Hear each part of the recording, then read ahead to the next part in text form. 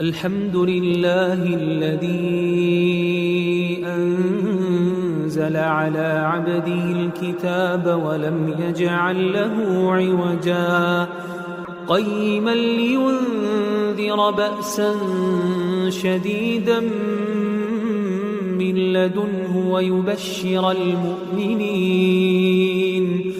ويبشر المؤمنين الذين يعملون الصالحات أن لهم أجرا حسنا ماكثين فيه أبدا وينذر الذين قالوا اتخذ الله ولدا ما لهم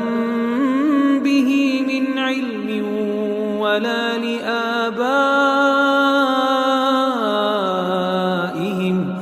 كبرت كلمة تخرج من